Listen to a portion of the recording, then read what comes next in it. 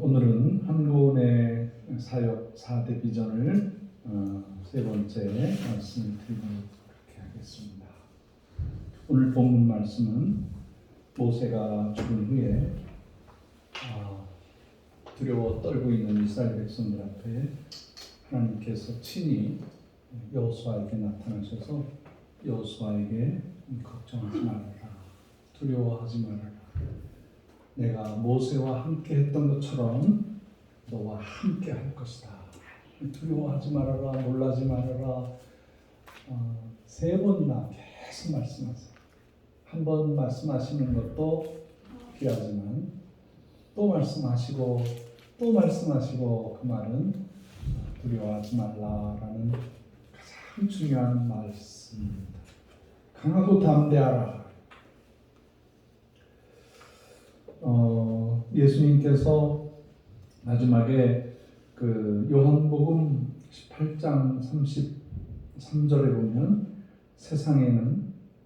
세상에서는 너희가 환난을 당하나 담대하라, 내가 세상을 이겼노라 말씀하신 것처럼 구약에서의 하나님이나 신약에서의 하나님이 똑같이 우리에게 강하고 담대하라, 세상을 이겼다고 말씀하십니다.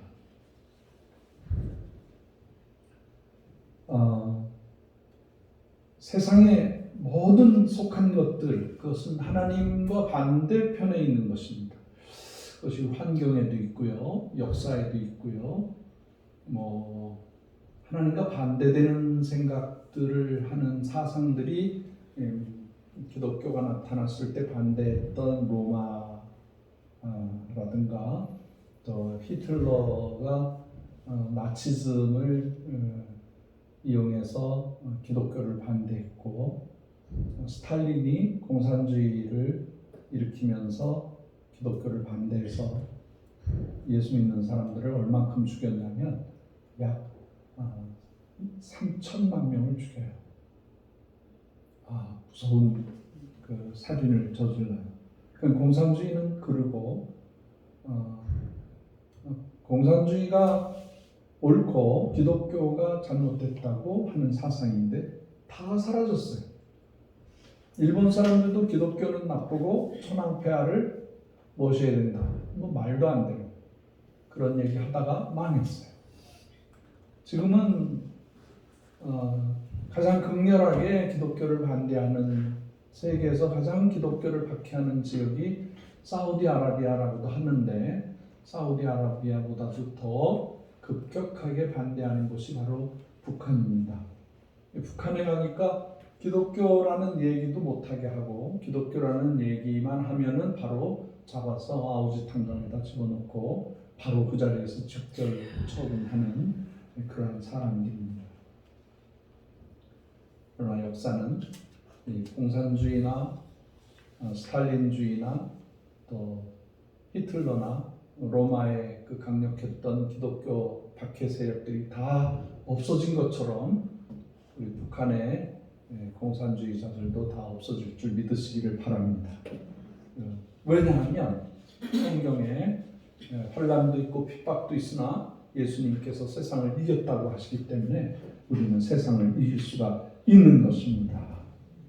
그 세상을 이기는 방법 중에 하나가 하나님을 내 하나님으로, 내 아버지로, 예수 그리스도를 하나님의 아들로, 영원한 생명의 주인으로 믿을 때 이것이 가능하게 되는 것입니다.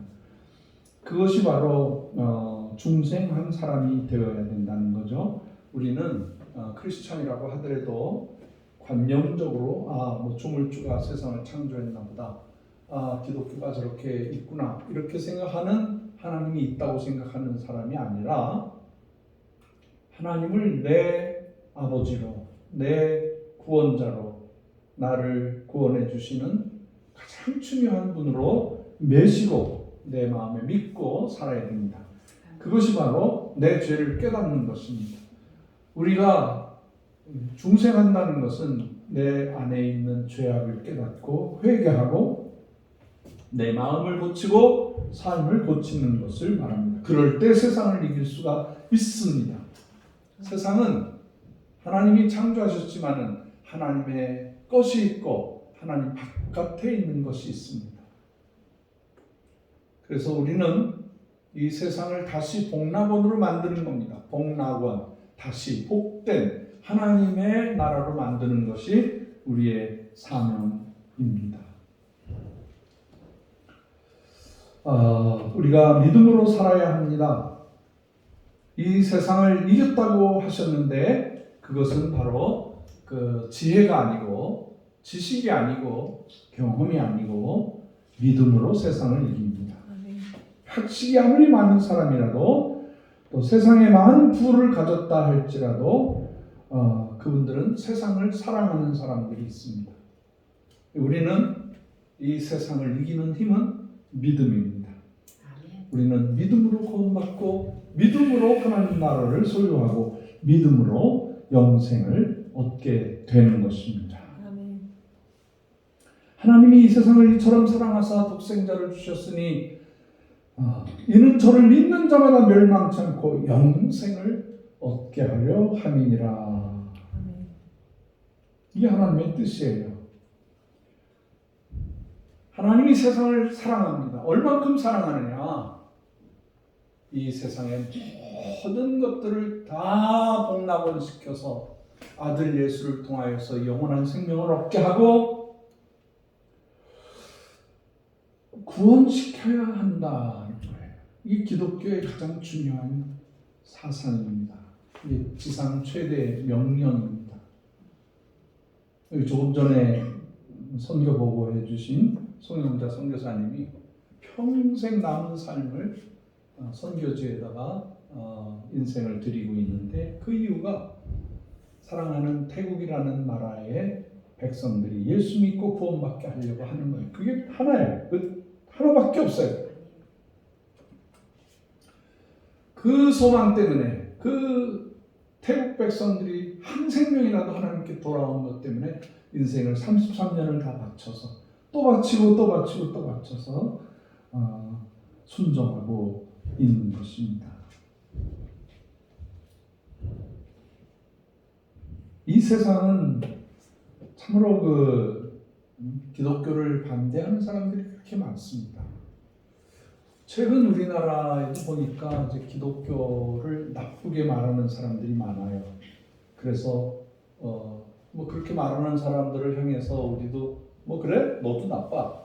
너 나쁜 놈이야. 어떻게 감히 예수 믿는 사람들을 하나님을 나쁘다고 말을 해? 이렇게 말을 해줬으면 좋겠는데 하나님 그렇게 하지 말라고 그러세요. 사랑으로 하라는 거예요. 그 참 괴롭죠. 저는 선교사 생활하면서 가끔 꿈을 꿀 때 예수 안 믿고 미꾸라지처럼 빠져나가고 교회를 나쁘게 얘기하는 그런 사람들 많이 만나거든요. 그래서 하나님 그런 거 없어요? 그냥 기계에다가 사람 머리 집어넣고 스위치 누르면 바로 예수 믿게 하는 방법 없어요? 그런 생각도 했어요. 시간은 짧지요. 참아서 계속 그분들에게 사랑의 메시지를 전해야죠. 행동을 해야 되죠. 참 힘들더라고요. 그래서 그렇게 자동으로 예수 믿게 하는 방법 하나님 할 수 있을 텐데 그저 성령으로 함께 번개 맞듯이 맞으면은 예수 믿었으면 얼마나 좋을까 그런 생각도 했어요. 하나님께서는 그런 방법을 허락하지 아니하시고 몇 사람에게는 허락했죠. 몇 사람에게는 허락을 했어요.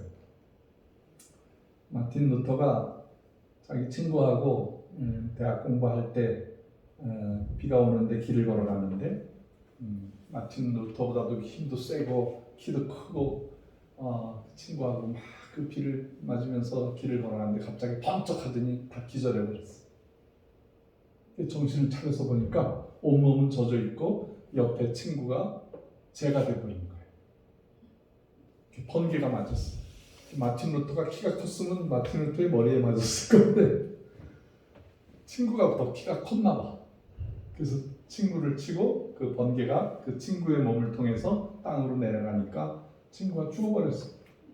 그걸 보고 마틴 루터가 세상 참 허무하다. 길 가다가 번쩍했는데 친구가 죽어버리다니. 그래서 그 철학이나 여러 가지 세상 학문을 하다가 다 없애버리고 신학을 해서 아주 훌륭한 목사님이 되셨다는 얘기도 있습니다. 참 그런 방법도 있어요. 번개쳐가지고 사람을 변화시키는 방법도 있는데, 우리는 이 세상을 살아갈 때 하나님의 말씀으로 살아가야 합니다. 말씀. 예, 말씀이 참 중요해요. 제가 결혼을 해서 캐나다에 가서 이제 공부도 하면서 장인어른하고 대화를 해보면, 장인어른이 연세가 뭐 70, 80 아주 많이 되셨는데, 그 친구 하나가, 그 하나밖에 없는 친구 하나가 속을 새겨요. 근데 가만히 그 분위기를 보니까 그분은 자녀들이 잘 안 되고 있고, 장인어른은 자녀가 열인데 열이 다 잘 되는 모습을 보니까 그 시기 질투가 났나 봐요. 그래서 계속 장인어른을 이렇게 괴롭히는 그런 모습이었어요. 근데 어느 날 장인어른께서 성경을 읽다가 내가 용서하기로 했어 그러시더라고요. 왜요? 그랬더니 성경에 용서하라고 하셔서 내가 용서할 거야 그러시더라고요. 그러니까 이 장인어른은 평생을 살았는데도 자기 생각이나 자기 지식이나 자기의 감정으로 살지 아니하고 말씀이 하라는 대로 하시더라고요. 그래서 제가 그게 큰 충격이었어요. 저도 예수 열심히 믿고 뭐 어떤 박해가 있어도 예수 외에는 오직 예수였는데, 장인어른이 말씀을 보니까 말씀에서 말씀으로 살아가시는 모습이 그렇게 존경스럽더라고요.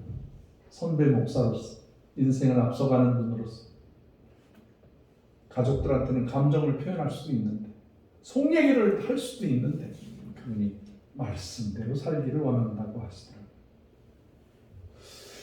그러다가 제가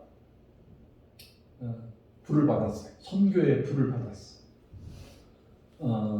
캐나다에서 제가 선교 운동을 하기 시작했었어요. 80년대에 선교의 영이 저한테 왔어요.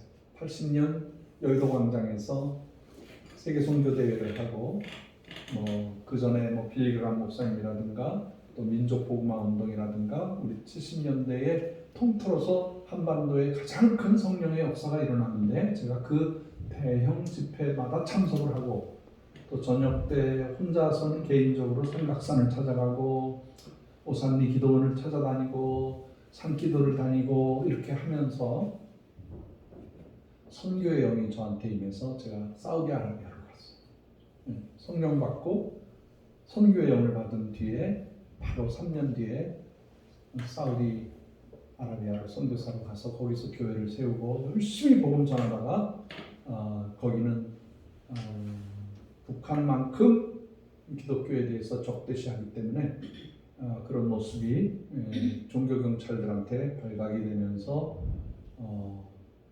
체포되기 일보 직전에 저를 누가 빨리 짐 싸라고, 아라비아 청년인데 제가 그분을 위해서 기도해주고 개인적으로 친했는데, 그분이 막 오더니 짐 싸라고 해서 막 트렁크 안에다가 막 짐을 싸게 하고 자기 차에 태우고 급히 가는 거예요. 말 어디로 가냐고, 어디 가만히 있으라고 그냥. 그리고 바로 저를 공항으로 데려가서 아무도 손 못 대게 하고, 저를 독수사의 눈으로 바라보는 수십 명이 나를 잡으려고 체포하려고 그러는데 아무도 못 건드리게 하고 저를 비행기 안에다가 집어넣고, 그리고 선물 하나를 줬어요. 이거 한국에 가서 보라고. 그럼 미안하다고 그러면서 그분이 나를 꼭 끌어안고, 남자인데 여기다가 키스하고 여기다가 키스하고 3번 키스를 하면서 미안하다고 그러면서 문이 닫혔어요. 그래서 제가 한국에 돌아와서 그 선물을 보니까 그 선물이 뭐냐면 아라비아 사람들이 입는 옷이에요. 하얀 옷에 이렇게 아라비아 사람들이 이렇게 쓰는 터번 같은 거 있잖아요. 아라비아를 잊지 말아달라고, 미안하다고. 그래서 제가 비행기 안에서 계속 울면서 왔어요. 그때 하도 울어서 부어서 지금도 부어 있어요. 그 아라비아의 체험, 아라비아의 그 선교가 가장 어려운 그곳에 우리 근로자들이 열심히 일하는 그 현장에서 저도 열심히 일했습니다. 우리나라가 이 정도의 경제력이 생길 수 있는 기본적인 돈이 그 당시에 중동에서 벌어온 우리 아버지들이, 아저씨들이, 형님들이 벌어온 돈으로 여기에서 집 한 칸 마련하고 그 돈으로 우리 경제의 근간을 쌓게 되었습니다. 저는 그 중동의 그 현장을 지금도 자다가 보면 꿈을 꿔요. 그 고생하면서 돈을 벌어서 집에 보내고 지하 교회를 세우고 하도 그 예배 드릴 데가 없어가지고 우리가 그 엔진 돌아가는 기관실 있어요. 그 큰 프로젝트를 하기 위해서 거기에 그 엔진을 돌리는데 그 안에 들어가면은 뭘 말을 하면 입 모양밖에 안 보여요. 소리가 안 들려요. 거기서 찬송하고 거기서 기도하고 컨테이너를 이렇게 두 개를 합쳐가지고 바로 이제 용접을 해서 지붕 하나 세워놓고 거기에서 100명이 들어가서 예배드리고 그 안에는 사우나보다 더 덥죠. 에어컨을 켜도 온몸에 진땀이 나고 한번 일하러 나갔다 오면은 옷이 하얘져요. 먼지가 아니라 그게 소금기예요. 건조한데 거기서 막 일을 하다 보면은 땀이 나서 바로 말라버리고 그게 다 소금이 돼요. 이렇게 쑥 하면 그 염전에 그 소금처럼 막 떨어져요. 그 중에서 이제 저도 일하면서 그분들 한 분 한 분 찾아가서 기도해드리고 또 가정이 깨지거나 건강에 이상이 생기면 제가 안전 담당관이 돼서 그분들 차에다 싣고 병원에 가서 진료받게 하고 막 손가락 잘라지고 막 눈에 막 피가 터지면 그거 받으면서 가고 손가락도 이제 붕대에다 싸가지고 여기 호주머니에다 넣고 다니고 막 피가 흥흥 막 흐르고 그러고 다녔어요. 미친놈처럼 다녔어요. 금요일 날이 쉬는 날이기 때문에 금요일 날 우리가 예배를 드려요. 중동에서는 금요일 날, 이스라엘에서는 토요일 날 여러 문화권에 의해서 이렇게 주일날 예배를 못 드리는 그런 데가 있습니다. 근데 그런 데서 열심히 일했어요. 우리 민족이 그 어려운 가운데서 제일 먼저 자리가 잡히면 다른 거 안 하고 우리 교회부터 세웠어요. 삼성이든지 현대, 동아, 한양 모든 그 건설 회사 안에 자리를 잡아서 일을 하게 되면 그냥 소장이 교회를 세우자 그래요. 안 믿는 소장도. 왜냐하면 너무 많은 사고가 나는 거예요. 안전사고도 나고 술을 못 먹게 하니까 누룩을 가져와서 그거를 해서 사막에다 이렇게 살짝 묻어놔요. 그러면 이게 밤중에 너무 뜨뜻하고 낮에 뻥뻥 터져요. 이게 알코올의 그 가스가 올라오면서 그게 이제 술을 어디다가 다 숨겨놨는데 그게 터지는 거죠. 술 먹으면 들깨들이 많아서 들깨를 먹을 것 잘 주는데 들깨들이 하도 많으니까 그걸 잡아다가 술하고 그 먹어버리면 그 다음날 공사장에 나가면 사고가 나는 거예요. 4층에서 떨어지고 5층에서 떨어지고 안전사고 큰 그 콘크리트 믹서기가 이렇게 오면은 그걸 이렇게 잡고 정확하게 그 요소에다가 뿌려줘야 되는데 그걸 어질어질하면서 하다 보니까 이게 땅 하고 거기에 콘크리트에 손가락이 껴가지고 손이 딱 잘라져. 그거 아무것도 아니야. 정신들이 없어가지고 레미콘을 돌리면서 가다가 이제 다 부어서 이렇게 놔두면은 한국에서는 물로 뿌리면은 이렇게 되는데 거기서는 물이 금방 증발되니까 단단하게 굳어요. 그럼 그거를 사람이 들어가서 망치로 탕탕탕탕 해서 그 가루를 전부 다 퍼내야 되는데 멍하니 있다가 다 끝났나 보다 하고 스위치를 눌렀어. 근데 그 안에 그 날이 있는데 그게 면도날처럼 날카로워. 거기 사람이 갈려서 나오는 거야. 그런 거 많이 봤어요. 우리가 그냥 돈을 벌어온 게 아니에요. 자다가 심장마비로 죽으면 제가 그 사람하고 밤을 새워. 다 도망갔는데 저는 그 사람하고 밤을 새워. 죽은 사람하고도 얘기하고 끝까지 장례식 하는 것까지 도와드리면서 그렇게 살았습니다. 그러면서 그 어려움 중에 안 믿는 소장도 교회 짓자고 해요. 교회 예배 드리자고. 이 마음을 어떻게 할 수가 없는 거예요. 이게 어떤 현장이든지 생명과 관계되기 때문에 말씀 기도하라고 그러고 고사 지내던 소장이 그 예배 기도해달라고 그러고 제가 거기서 이제 삼성이라는 현장에서 일을 했는데 우리나라가 갑자기 어려운 일 당해서 중동의 기름이 다 수입을 못하게 만들었어요. 그러니까 그 당시에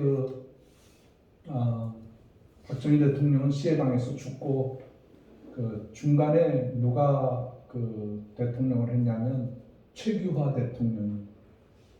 대통령이 그 바쁜데 사우디아라비아에 와서 이렇게 사정하려고 우리나라에 기름 보내달라고 왔어. 그분이 왔어. 그래서 우리 현장에서도 막 긴장하고 저더러 소장이 최규하 대통령 오면은 우리 선교사님이 기도해 주세요. 그래서 기도문도 다 적어가지고 이제 차량 타고 다 기다리고 있는데 최규하 대통령이 시간 없다고 그냥 가버렸어. 그 정도로 우리 민족은 어느 곳에 가든지 어떤 일을 하든지 교회부터 그 인정을 해. 그렇게 해서 우리가 돈을 벌어왔어. 그렇게 해서 그 안에서 우리가 민족에 대한 자긍심을 심어줘야 되죠. 할 수 있다는 얘기 해줘야 되죠. 당신들의 이 수고가 우리 민족을 살리고 가족을 살리고 우리 나라가 잘 된다는 얘기를 해줘야 돼요. 금요일 날 예배 시간 되면 제가 7군데를 돌아야 돼. 120km까지 막 달리고 그 당시에 그 좋은 쉐보레 같은 차, 뭐 토요타 이런 거 타면서 막 예배 처소들을 다 다니면서 새벽에 출발해서 돌아오면 이제 저녁이 되는 거죠. 막 입이 칼칼하고 그런데도 뭐 가면은 막 그 기도와 간절함이 있었죠. 그렇게 제가 청년 시절을 지냈어요. 그래서 뭐 저도 그 선교에 대해서는 뭐 그냥 생명을 다 바치는 그런 사람이었는데 1989년도 1991년도에 제가 캐나다에서 목회 다 마치고 러시아로 들어가게 됐어요. 러시아로 가는데 그 당시에 러시아 들어간다는 게 너무 처음이기 때문에 막 두렵고 어려운데 독일에 누님 둘이 살고 계시잖아요. 지금도 베를린에 살고 계시는데 그래서 제가 이제 토론토에서 베를린으로 가서 베를린에서 누님들과 같이 그 베를린 교회에서 집회하고 그리고 이제 러시아로 가려고 그러는데 누님이 자꾸 그러는 거예요. 형제야, 뭐 이렇게 저런 나라로 들어가냐, 망한 나라로 들어가냐, 들어가지 마라. 그래서 지금 짐 가지고 나가는데 그래서 제가 이 누님이 동생을 사랑해서 하는 말인데 그 뭐 고깝게 들을 필요는 없지만 뭐라고 말씀을 해드려야 안심을 하실까 하다가 제가 시편 23편 누나 나도 불안해. 나도 생명을 걸고 들어가는데 내가 믿는 게 사망의 음침한 골짜기로 다닐지라도 해받음을 두려워하지 아니하는 것은 주께서 나와 함께 하신다. 내 이 말씀을 믿어. 그래서 들어가는 거야. 그랬더니 하루만 그래. 자주 소식 전하고 그래서 막 우시더라고. 그렇게 해서 이제 러시아 선교를 시작했어요. 뭐 생명이 왔다 갔다 했죠. 뭐 여러 차례 죽느냐 사느냐 하는 어려운 일들이 많이 있었어요. 어떻게 내가 살아남았을까 할 정도로 죽음의 사망의 음침한 골짜기로 다녔는데 그때마다 하나님이 지켜주시는 걸 느꼈어요. 할렐루야. 그래요. 우리가 인생 살면서 제일 큰 마음의 그 중심은 하나님이 함께 하신다는 거예요. 언제까지? 세상 끝날까지.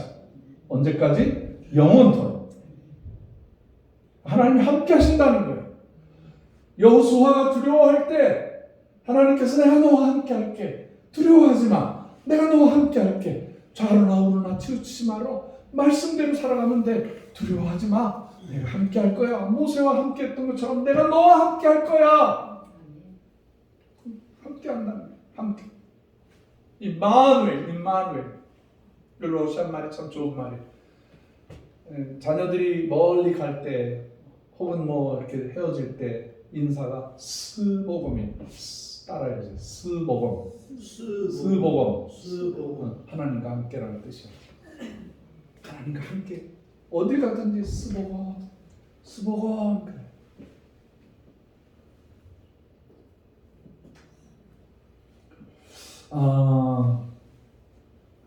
지금 우리 한민족이 가장 또 어려운 시기예요. 지금 중국이 미국의 공격을 피해서 한국을 자기 편으로 만들려고 아주 굉장한 그 모사꾼처럼 우리를 괴롭히고 있어요. 일본은 시시탄탄 호시탄탄 우리 한민족을 괴롭히고 있고 지금도 나쁜 말 하고 독도도 내놓으라 그러고 뭐 아주 상식 밖의 그런 행동들을 하고 있고 지금은 선거철이 됐는데 경제적으로도 어렵죠. 지금 IMF보다 더 어려운 상황인데 지금 정치적으로 막 서로 비방하고 국가의 비전을 얘기해야 되는데 그 비전을 얘기해봐야 뭐 저 표가 안 나올 것 같으니까 상대방을 비방하는 거예요. 상대방을. 왜 우리나라가 그런지 모르겠어요. 이거는 좀 정치적으로 성숙했으면 좋겠다 하는 생각하는 거예요. 지금 백성들은 소망이 어디 있느냐, 어떻게 해야 사느냐 이런데 그냥 상대방 비방하고 자기 똑똑하고 자기를 뽑으라고 그러고 여도 그러고 야도 그러고 그 군소 정당들도 그러고 여기에 우리 백성들에게 안심하라고 희망이 있다고 말해줄 수 있다. 할 수 있다. 하나님이 우리와 함께한다. 이렇게 말할 수 있는 지도자가 됐으면 얼마나 좋을까. 그런 앞으로 우리 민족이 기독교 국가가 되어서 모든 소망을 하나님께 대하여 열어놓고 믿음의 사람, 진실한 사람, 긍정적인 사람 이런 분이 대통령이 됐으면 좋겠습니다. 저는 그래서 아예 정치인들에게 희망을 주는 건 아니고 그래 한국은 하나님이 함께하사 하나님이 보호하사 우리나라 만세 정치인이 해봐야 얼마나 하겠어. 우리 기도하고 나라를 위해서 기도하고 이제 코로나로 우리가 2년 동안 그렇게 어려움을 당했는데 우리 민족이 이 백신 접종을 다른 나라보다 늦게 했어요. 그런데 제일 지금 빠르게 백신 접종이 70% 80% 이상 되고 있고 이제 아이들까지 다 맞으면은 우리나라가 이제 세계에서 제일 접종 잘하는 말 잘 듣는 백성이 되고 또 안심이 되는 거죠. 그래서 우리 다 2번씩 맞았기 때문에 마스크 꼭 해야 되지만 2m, 4m 이렇게 떨어져 있으면 마스크 좀 안 해도 괜찮고 또 식당들도 뭐 문을 다 연다 그러고 그렇게 해서 참 참 다행입니다. 정말 다행입니다. 전 세계가 불안하고 죽어져 가는데 우리 민족이 아직은 소망이 있는 나라로 되고 있다. 오징어 게임이라는 거가 저는 그런 거 안 보는데 또 이렇게 영상을 보면은 뭐 오징어 게임이 뭐 뉴욕에서도 한다, 뭐 프랑스에서도 한다, 뭐 중국에서도 카피한다. 그래서 이렇게 도대체 뭔가 보니까 끔찍하더구만요. 그 400 몇십 명이 그 게임에 참석해서 마지막 한 사람 남는데 한 사람당 1억이야.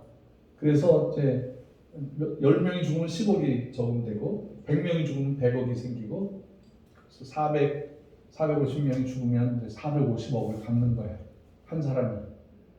그 자리에서 바로 죽여. 만화 같은 얘기죠. 그렇게 폭력적이고 기독교에 대해서 반사회적인 그러한 게임이 전 세계 사람들이 열광을 하는 거예요. 이건 도대체 뭔가 판단은 좀 뒤에 할게요. 거기에서 무슨 현상을 보냐면, 우리 민족이 독특한 민족이구나. 우리 민족의 다양한 문화, 역사, 아주 다이내믹한 민족이구나. 어떻게 구슬치기 같은 거 달고나를 이렇게 혓바닥으로 핥아가지고 뭐 만들어서 우리 어린 시절에 한 번씩 해봤잖아요. 유장모님도 해보셨어요? 해봤어요. 딱지 먹기도 해보셨어요? 저희들도 했어요. 근데 그게 다 먹히는 거예요. 세상에 다 먹히는 거예요. 우리 민족이 보통 민족은 아니구나. 어찌됐건 이게 판타지죠. 판타지니까 너무 기독교적으로 크게 해석을 할 필요는 없지만, 우리 민족의 생각, 우리 민족의 어떤 경험들, 우리 민족이 어렸을 적에 놀았던 그런 것들이 전 세계, 이게 한류구나, 한류. 이건 일본보다 중국보다 더 엄청난, 기생충도 그렇죠. 이번에 나왔던 윤여정이가 나왔던 영화가 뭐죠? 미나리도 그렇죠. 우리의 정서가 전 세계에서 탑을 만들 수 있구나. 뭔가 우리 민족의, 우리 기독교인들이 지금 30에서 40% 정도 되는데 누가 신학교에 가든 누가 선교사가 되든 다 하네. 지도자들이 되는 거예요.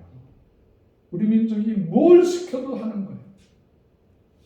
참 신기한 거예요. 리더십이 있어. 우리 민족에 꿈이 있어. 140년, 150년 전에 우리 민족에게 찾아왔던 선교사님들이나 해외에서 오신 여행가들이나 외교관들이 이렇게 아시아를 다니다 보면 아주 잘생기고 건실하고 아주 품위가 있는 민족이 코리안이라고 그랬어요. 이거 아시아 다 돌아다녀봐도 중국 사람들은 좀 불결한 것 같고 일본 사람들은 좀 왜소하고 그래서 외놈이라고 그랬죠. 아주 못생기고, 근데 한국에 와보니까 사람들이 아주 건실하고 한번 가르쳐주면 바로 깨닫고 이 아시아의 최고의 민족이구나. 그리고 저 끝에 있는 인도 같은 데서 시성이라고 말하는 타고르가 동방의 등불 코리아 그대가 빛을 발하면 온 세계로 빛을 비추리라 그러면서 막 용기를 주고 이거 예언과 같은 얘기네.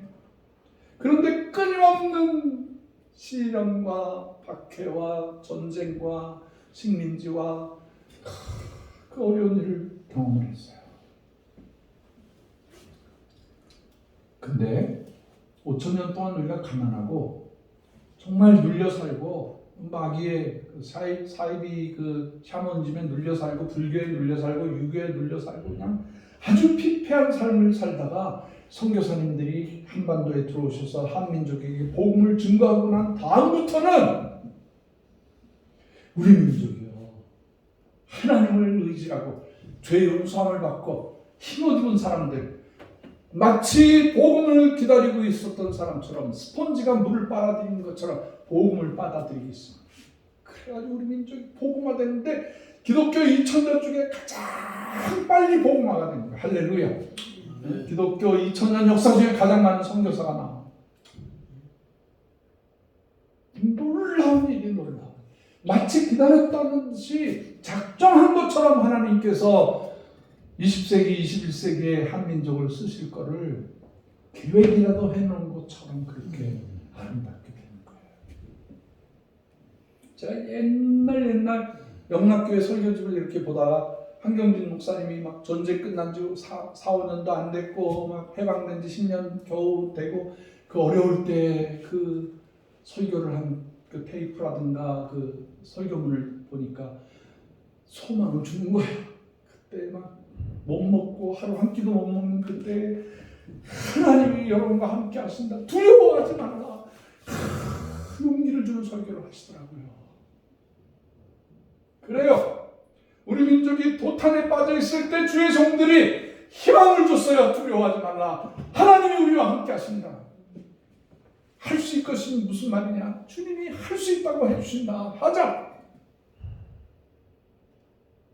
그래 주의 종들이 말씀을 선포하고 희망을 주고 용기를 주고 그 어려움 당하는 사람들을 찾아다니고 고아들을 찾아다니고 그 남편이 전쟁에 가서 죽은 그 사람들을 모아서 교회에서 먹여주고 재워주고 그런 모자원이라는 게 있었어. 모자원. 고아와 과부된 사람들 교회에서 돌봐주는 그런 기관들이 있었어요. 실업자들을 돌봐주고 IMF 때 그 어려울 때 교회가 우리 민족에게 소망을 주고 우리가 가지고 있는 거 그래도 우리가 힘도 믿음도 다 있는데 우리 금 있지 않느냐? 금 모으자 그래서 교회가 금을 모으기 시작해서 제일 먼저 IMF에서부터 졸업을 하지 않았어요? 세상이요. 세상을 역사를 주관하고 과학자들이나 어떤 사람들이든지 한민족을 이제는 새롭게 보는 거예요. 한도로 대하지 않는 거예요.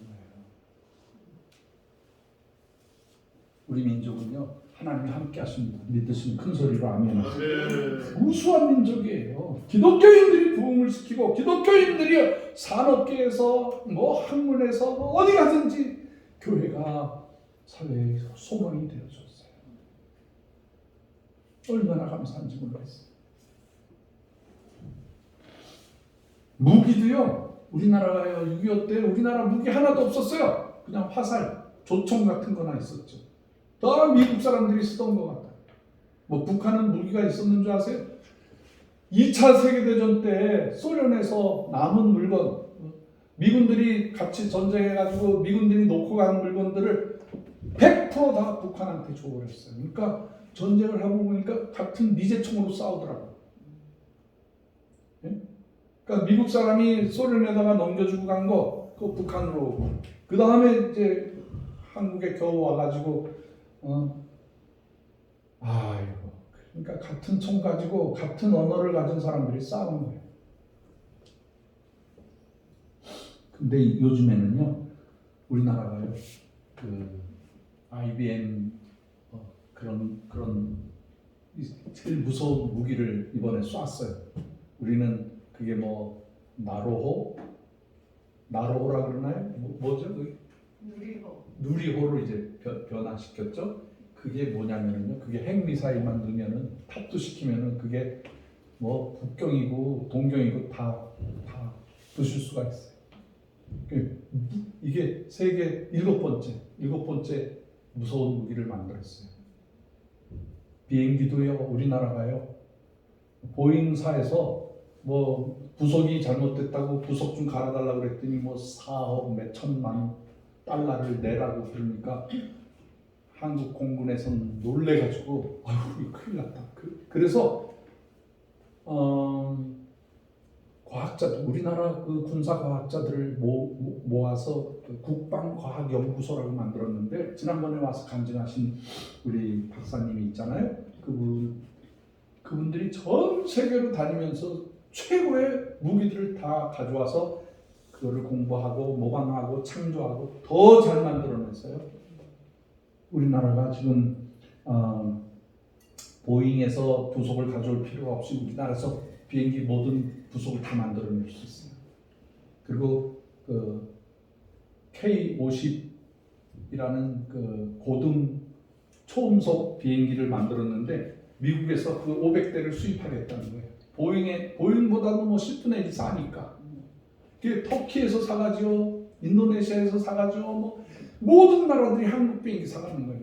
요즘에 더 아주 최신형 신무기 만들었잖아요. 그게 KF-X인가? KF-X. 그 뒤에 날개가 2개가 이렇게 딱 뜨는 그 스텔스.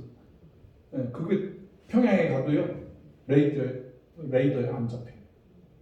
초음속, 광속으로 다니는데 광속으로 막 그냥 레이더에도 안 잡히고. 그러니 뭐 전쟁하면 우리가 반드시 이길 수밖에 없는 거죠. 지난번에 인도하고 중국하고 싸움이 붙었어요. 저 히말라야 고산진 4,000m 높이에서 싸움이 났는데 거기 보통 사람이 서 있기만 해도 쓰러지는데 거기서 전쟁이 있는 땅이 정확하게 국경선이 그어지지 않고 중국 사람들은 이 그늘로 넘어가서 1대1로를 만들어야 되기 때문에 중국은 갇혀 있다가 이제는 좀 숨통을 튀겼다고 그쪽으로 이제 침략을 했어요. 그러니까 인도에서 오지 말라고. 그 중국 사람들이 막 넘어와서 막 인도 사람들 때리고 막 그러니까 인도 사람들이 이거 안 되겠다. 숫자가 밀리니까. 그래가지고요 전쟁을 했는데 잠깐 전쟁을 했는데 중국 그 장갑차에서 대포를 쏘고 탱크에서 쏘고 중국 거는요 쏘면은요 막 흔들려요. 전체가 막 흔들려서 쏴도 100중이 아니라 100발에서 한 발도 안 맞는 거예요. 이게 흔들려가지고. 그런데 인도에서는요 다행히 우리나라 저 장갑차를 미리 준비해 놓고 쏘니까 100발에 다 맞는 거예요. 그게 중국이 손들고 도망가 버렸어요. 그 터키에서 가져가지고 뭐 이번에는 저 노르웨이에서 사간다 그러죠, 핀란드에서 사간다 그러죠. 뭐 한국 무기가 최고가 되는 거예요. 전 세계 최고. 이스라엘에서요 그 7일 전쟁할 때 탱크가 없어가지고 미국한테 부탁하니까 안 주죠, 소련한테 부탁하니까 안 주죠, 막 아무데도 안 주는 거예요. 중동 석유를 수입해야 되기 때문에 뭐 요만큼도 안 도와주니까 막 이스라엘에서 안타까워할 때 비밀스럽게 한국에서 탱크를 500대나 줬어요. 이게 최근에 밝혀진 사실이에요. 그래서 그 탱크를 가지고 이겼어요. 그 이스라엘 사람들이 한국에 대한 고마움을 느끼는 거야. 그래서 한국에서 나오는 무기들 전부 지금 수입해 갑니다. 최고성능 무기들. 왜냐하면 한국을 도와줘야 된다는 거예요. 한국을 도와주지 않으면 안 된다는 거예요. 북한에서 만드는 핵무기가 그 시리아로 넘어가고 레바논으로 넘어가서 그게 이스라엘 항공에서 빵 터지면 이스라엘 없어져. 그렇기 때문에 한국을 도와줘야지만 자기네 나라들이 살아. 그 한국 사람들이 이스라엘하고 왠지 모르게 친해지는 거예요. 이게 친할 수밖에 없게 되는 거예요. 과거의 조상이 같았거든. 그쪽 분들은 구약시대, 신약시대의 쓰임을 받고 우리 한민족은 하나님께서 마지막에 택하셔서 마지막 재림 때 사용하는 하나님의 백성이기 때문에 그러는 거예요. 할렐루야. 제가 사하린 블라디보스토크, 카바롭스크 그쪽으로 다니다 보니까 전부 석유회사 사람들이 와가지고 그 석유 땅을 다 차지하고 막 바다를 차지하는데 그 뒤가 전부 유대인이 하고 있어요. 유대인이 뭐 지금만 그러는 게 아니라 1000년 전에도 와서 2000년 전에도 와서 장사를 했어요. 한반도에 와서. 그래서 이제 그때 오신 분들 중에 뭐 김 씨도 있었고요, 박 씨도 있었고요, 이서인이라고 해서 이 씨도 있었고요, 그 허 씨도 있었고요. 그 이스라엘 사람들이 와가지고 한반도에서요 그 장사를 하면서 아예 눌러 앉으신 분들이 많아. 혹시 송성 교사님도 조상 중에 누가 이스라엘 사람 있어요? 몰라요? 다 파면 우리 민족의 피에 아브라함의 피가 있고요. 노아의 피가 있고요. 아담의 피가 다 섞여 있는 거예요. 할렐루야. 네, 성경이 이스라엘에서는 쓰여졌는데 한반도에서는 기록이 안 됐어. 근데 그 기록이 이제 나오기 시작하는 거예요. 그 기록들이 나오기 시작하는 거예요. 하나님께서는 하나님의 백성을 통해서 하나님의 일을 하세요. 할렐루야. 우리나라에 제가 십몇 년 전에 독일에 가서 선교 집회를 했는데 그때 브레멘이라는 곳에 갔어요. 브레멘에 가서 3일 동안 부흥회를 하는데 참석하신 분들이 해군 복장을 하신 장교들이 몇 사람이 이렇게 왔어. 그래서 집회 끝나고 어떻게 여기까지 오셨어요? 그랬더니 국가의 명령을 받고 브레멘에 왔다는 거예요. 그래서 지금 훈련받고 있는데 독일 브레멘에서 나오는 최신형 잠수함을 가져간대. 2대를 가져가기 위해서 운전하는 법, 좌표를 따라서 가는 뭐든. 그래서 그거 어떻게 잠수함은 어떻게 갑니까? 그랬더니 잠수함은요 깜깜해요. 그래서 우리 책을 한 20권 가져왔어요. 그러는 거예요. 그 잠수함 안에서 하는 책만 보는 거래. 그럼 어떻게 가요? 그랬더니 좌표가 있대. 자동으로 맞춰놓으면 좌표대로 가는 거예요. 그때 브레멘이라든가 그 다음에 그 소련 잠수함이라든가 이런 것들을 우리가 사가지고 혹은 헐값으로 가져왔거든요. 근데 지금은 원자력 잠수함을 만들어내요. 우리나라 세계 최고예요. 그래서 지금 태평양 함대가 모의 전쟁을 하거든요. 그래서 미국, 일본, 영국, 다 이렇게 잠수함과 비행기와 함선 가지고 모의 전쟁을 하는데 총 직접 대포는 안 쏘고 그렇지만은 진짜처럼 하는 거예요. 그런데 우리나라가 세계 최고 1위야, 1위. 미국 싹 전멸시키고 잠수함 다 우리나라가 다 발견했는. 지난번에 러시아 잠수함 와가지고 우리나라가 발견해가지고 결국엔 항복해서 부상했잖아요. 우리나라 앞바다에 동해 바다, 남해 바다, 서해 바다에 잠수함 하나만 있어도 가만히 안 있어. 중국 배 하나라도 와도 다 알아내는 거예요. 그런 잠수함을 만들어서 이제 세계 수출도 해요. 십몇 년 전에 우리가 남의 나라에서 잠수함을 겨우 배워가지고 왔는데 뛰어넘는 거예요. 우리 민족. 얼마나 지혜로운 민족인지. 여러분 삼성, LG 이 반도체 기가 막힌 세계 최고잖아요. 이번에 바이든 대통령이 이번에 또 마크롱인가 이번에 프랑스 대통령이 반도체 좀 가르쳐달라고 반도체 좀 달라고 바지끄레기 막 잡잖아요. 전 세계 최고야. 참 감사하죠. 참 감사하죠. 제가 사우디에서 있는데 그때 인사과장 하시던 분이 이렇게 그분 위해서 기도해 주다가 과장님 일주간 안에 과장님 굉장히 잘 될 거예요. 이건 나중에 감사하셔야 돼요. 제가 축복합니다. 일주일 안에 엄청나게 좋은 일이 생길 거예요. 그랬더니 아유 기분 좋네요. 그러더니 일주일 만에 그분에게 특별 명령이 떨어졌어. 사우디에서 인사과장 하고 있던 분을 딱 뽑아가지고 그분이 저기 어디야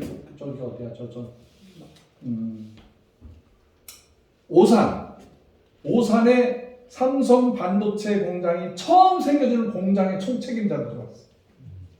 그분은 나를 보면 막 기뻐서 난리지.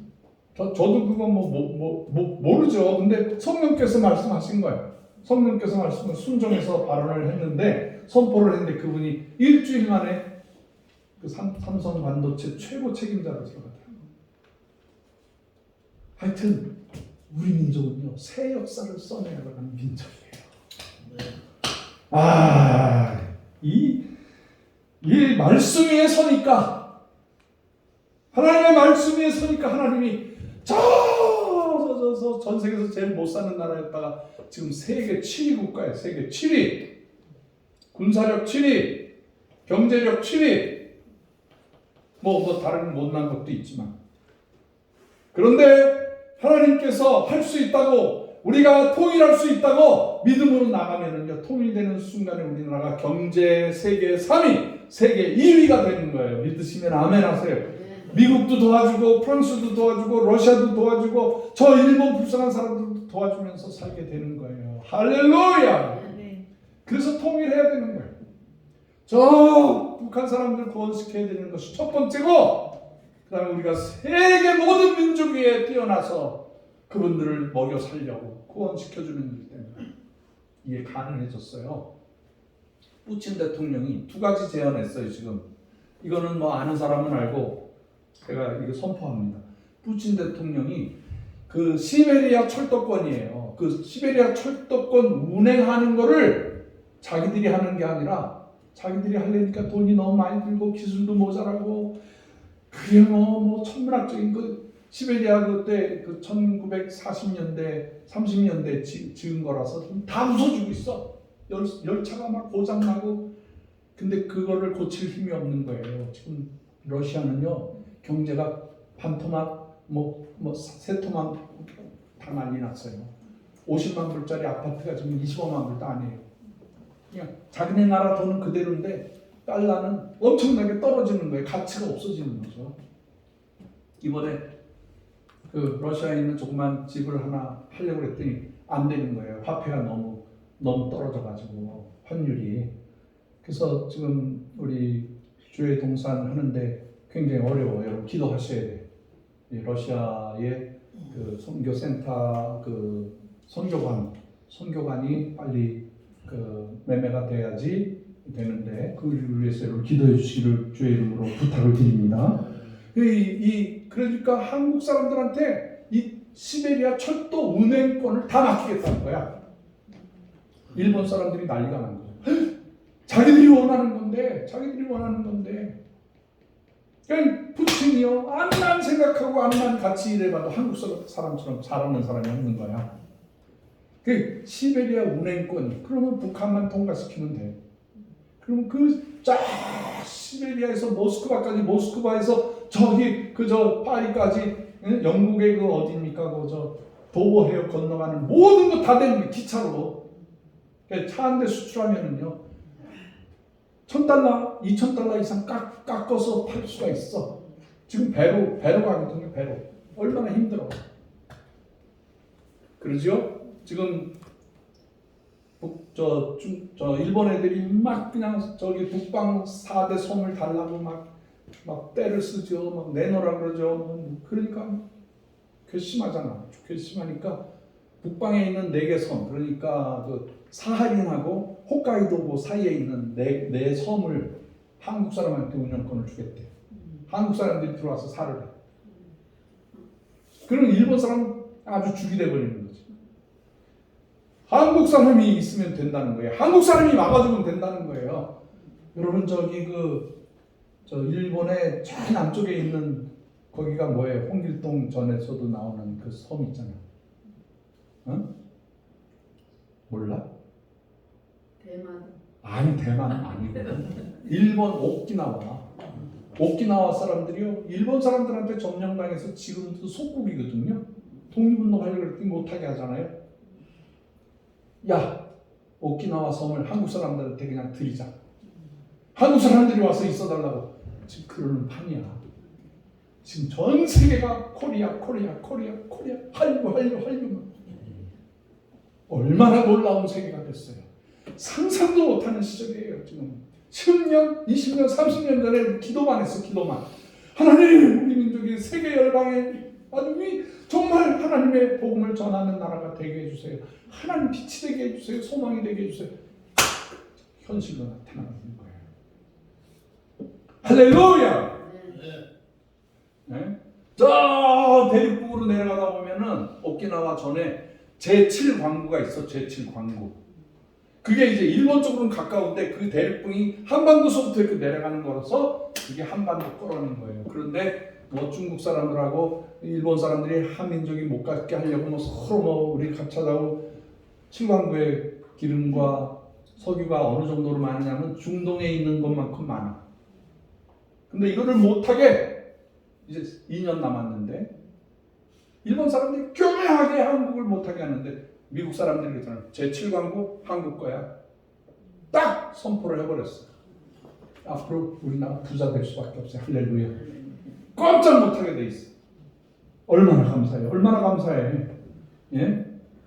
독도 달라고 자꾸 그러는데 독도를 침략하려고 특공대를 만들었대요. 일본에서. 근데 우리나라에서 독도에다가 비행장 만든대. 울릉도에다 비행장 만들고 독도에다가는 그 항공모함 하나 딱 갖다 놓으면 거기까지 막 제트기가 갈 수 있는 거예요. 거기에서 그 독도 바위 속에 뭐가 있는 줄 알아요? 동굴 속에 미사일 다 갖다 놨어요. 꼼짝 못하는 거예요. 거기서 쏘면은 저 홋카이도에서부터 저 동경 저기 그 가고시마 그저 어디야 그저 규슈 다 하나 둘 셋 하면 다 잿더미가 되는 거예요. 우리 민족 그런 민족이에요.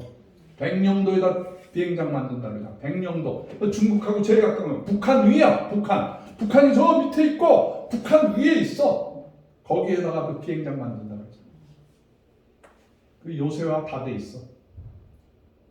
그때 가서 보니까 거기 별 하나짜리가 해병대 별 하나짜리가 거기를 지키고 있는데 새벽마다 기도하시더라고. 그 사령관이. 여기를 지켜야 된다고. 여기가 북한을 향해서 비수를 들이댈 수 있는 곳이라고. 그래서 그 백령도 속에 전부 100% 갱도화 시켰어. 북한만 뭐 땅굴 잘 타는 게 아니라 전부 땅굴 만들어가지고 거기에 비행기도 들어가 있고 거기 무슨 미사일이고 무슨 미사일 다 들어가. 사드까지 거기 가 있어. 중국이 꼼짝 못하는 거예요. 우리나라를 그렇게 하나님이 쓰시는 거예요. 이제는 두려워할 게 없어요. 하나님만 두려워하면 되는 거예요. 할렐루야! 정말 감사한 일이에요. 자, 이런 거는 우리 한국의 정치가들이나 군인들이든가 뭐 어떤 사람들이 다 잘하고 있어. 너무너무 잘하고 정치 빼놓고 다 잘하고 있어. 선교도 얼마나 잘하고 있어요. 지금 전 세계 어느 나라에 어느 지역에 선교사가 없다 그러면 그 다음날 가면 한국 선교사님 가 있어. 이 정보력이 얼마나 빠른지. 그 각 나라에서 섬기던 모든 정보를 선교사님들이 다 가지고 오는 거예요. 외교관이 가지고 있는 게 아니라 민간인 깊이 들어가서 그분들의 생각과 그분들의 사는 모습을 다 캐치해 오셔서 사랑으로 보고하고 교회에서 보고하고 이 보고가 전부 들어가가지고 전 세계를 섬길 수 있는 에너지가 나오는 거예요. 이렇게 열심히 살아가고 있어요. 그러나 이 선교사님들 수고하시는 선교사님들이 병들고 나이 드시고 은퇴하시고 이분들이 돌아와서 살 곳이 없어 보니까 몇몇 큰 교회는 자기들이 파송한 선교사들은 좀 할 수 있는 몇몇 교회가 있어요. 몇몇 교회. 그러나 90% 이상의 선교사님들이 평생을 바쳤던 청춘을 다 바쳐서 몸 들여 마음 들여 눈물 들여서 바쳤던 그 생애가 끝나고 고국에 돌아오려고 하니까 올 데가 없는 거예요. 부모님 돌아가셨지, 뭐하는 돈도 없었지, 공처는 돈도 없지, 교단에서 뭐 겨우 먹고 살 정도의 쌀 한 가마니 정도 주더라고요. 뭐 그 시대의 환율에 쌀 한 가마니 정도 주더라고요. 죽지 말고 굶주리지 말고 살아라는데 집이 있나 뭐가 있나 뭐 환경이 있나. 그거를 제가 느꼈고 제가 만나는 선교사님마다 다 느끼고 있더라고요. 그게 제 문제야. 이게 제가 선교사 출신이니까 팔이 안으로 굽잖아요. 그래서 고국에 와서 제가 섬기는 동안에 그런 선교사님들이 눈에 뜨는 거예요. 만나게 되고요. 안타까운 상황을 경험하게 되니까 하나님 선교사님들의 센터 하나 주세요. 선교사님들 편안하게 쉴 수 있는 쉼터를 좀 주세요.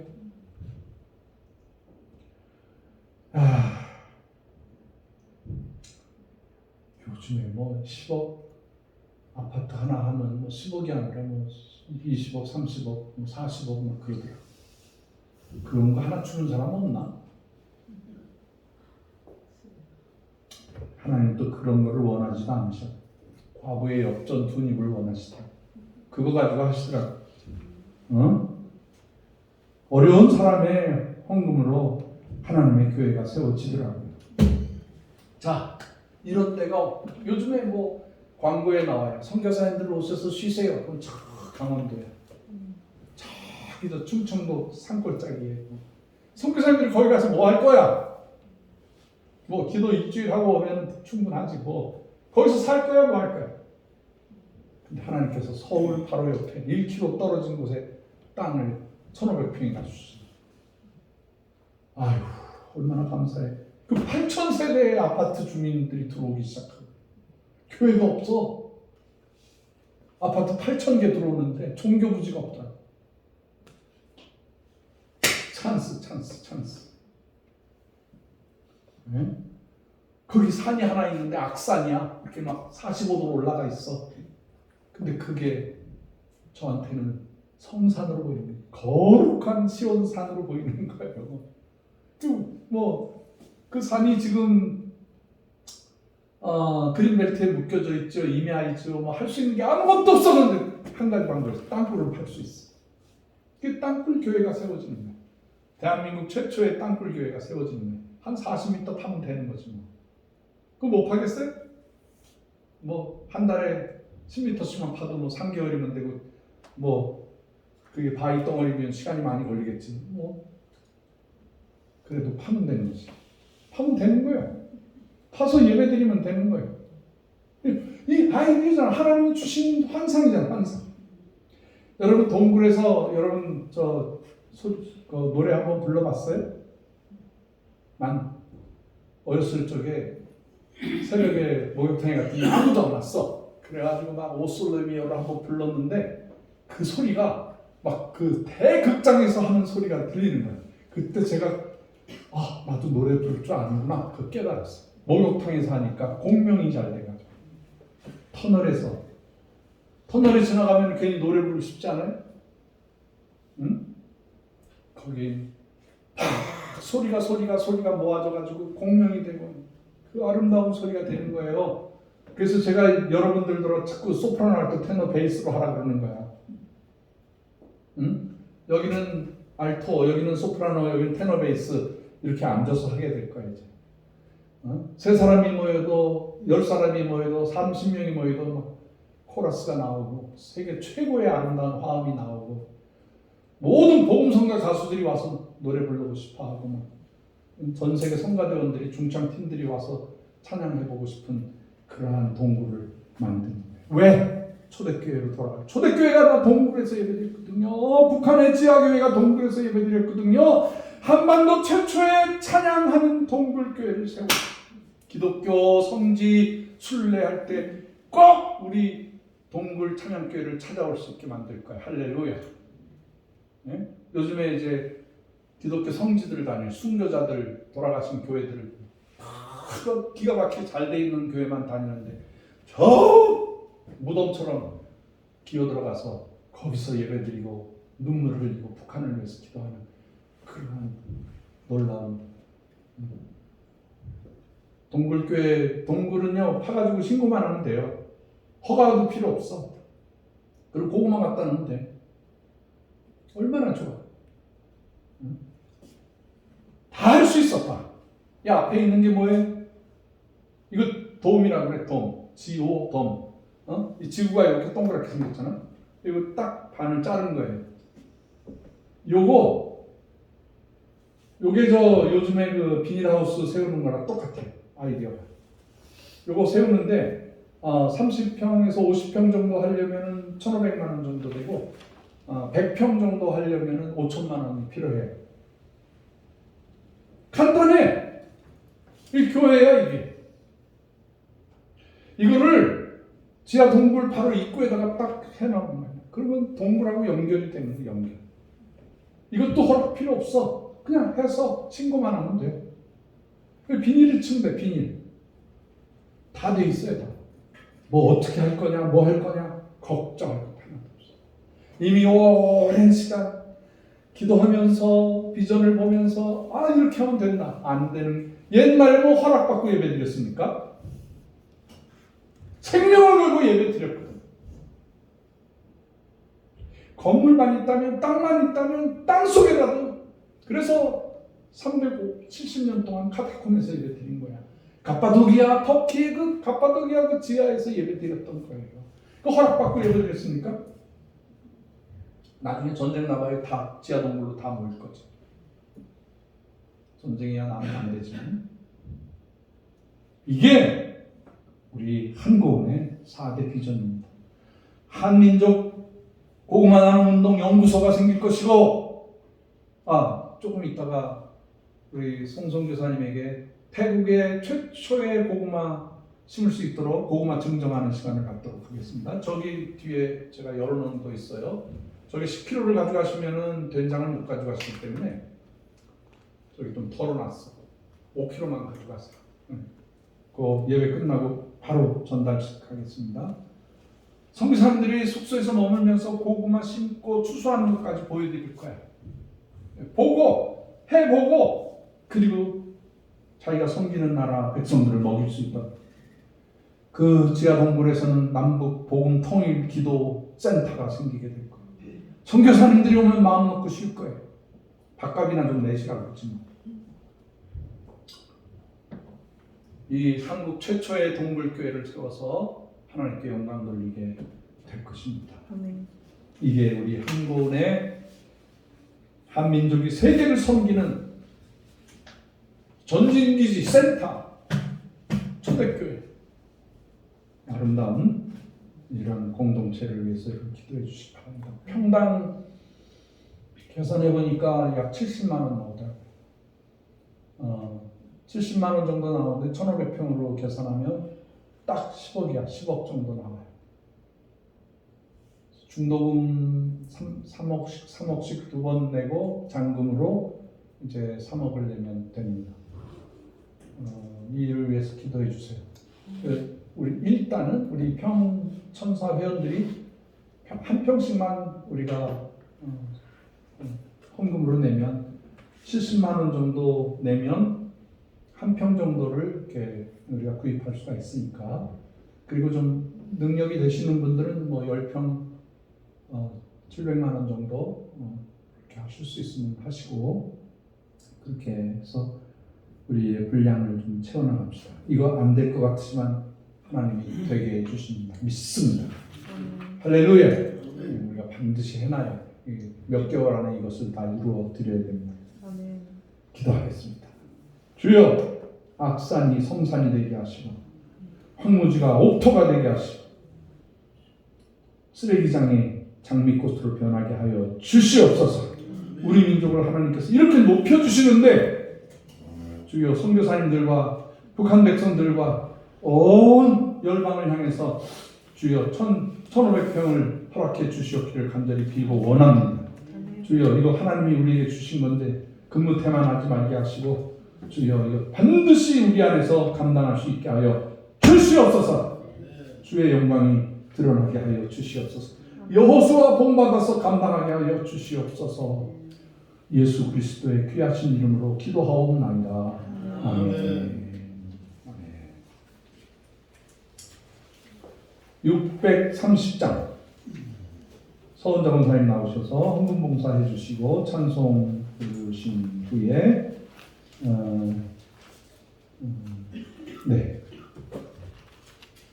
서은사님 나오세요. 찬송하겠습니다. 630장